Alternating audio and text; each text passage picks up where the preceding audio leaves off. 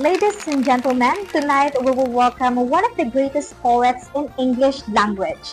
He is the brilliant mind behind the Paradise Lost and the writer whose work will continue to shape our literature. But beyond epic tales of heaven and hell, he also wrote deeply personal poetry. Words burn out struggle, faith, and as well as resilience. One of his most captivating pieces is On His Blindness, reflects his journey after losing his sight, capturing the universal human search for purpose even in the face of limitation.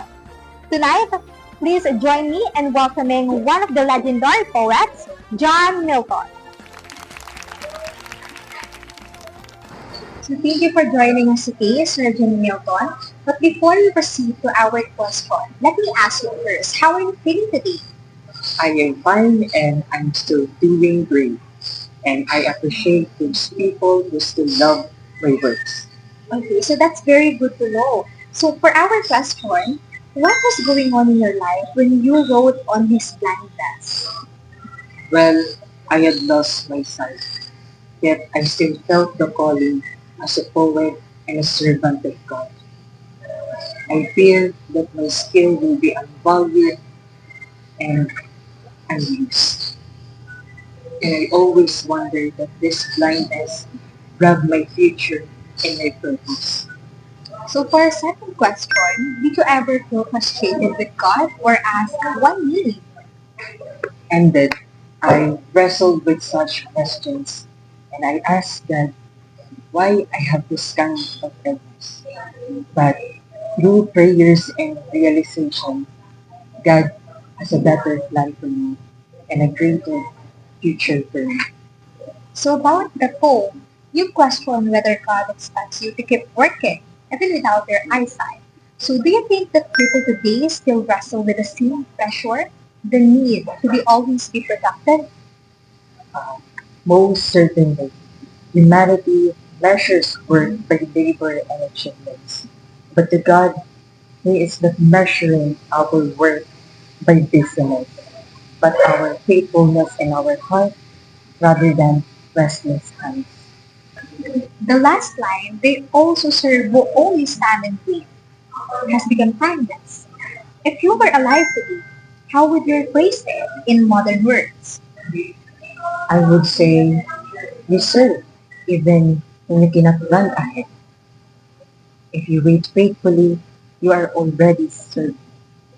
Some people believe that value comes only from action. What would you say to them about the worth of patience, faith, and simply being? I would remind them that even the stars, silent in their courses, glorify God by shining. Stillness too can be worship. Your poem still resonates centuries later. So why do you think On His Blindness continue to speak to people, especially those facing struggles, limitations? Because all men and women carry burdens. My blindness is but one example. The sonnet speaks the universal law in matters, even when hindered. For the last question, if you could sum up the heart of On His Blindness in just one sentence for our audience, what would it be? It would be, in God's eyes, your faithfulness outshines your frailty. Looking back, what do you hope readers will carry with them after reading On His Blindness? I hope readers see that even in weakness and loss, you still have purpose. God values faithfulness above all. Through patience and trust, we continue to serve the Lord. Thank you so much for gracing us your presence today and sharing us your wisdom and ideas. It reminds us that even in darkness, light may still shine through the power and the strength of the poetry. Thank you so much, Sir General. Thank you, too.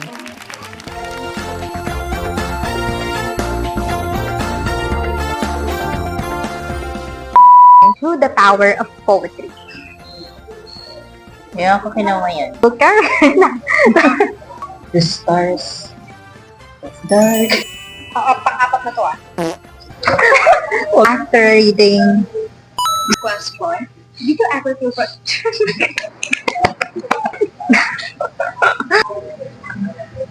Wait lang.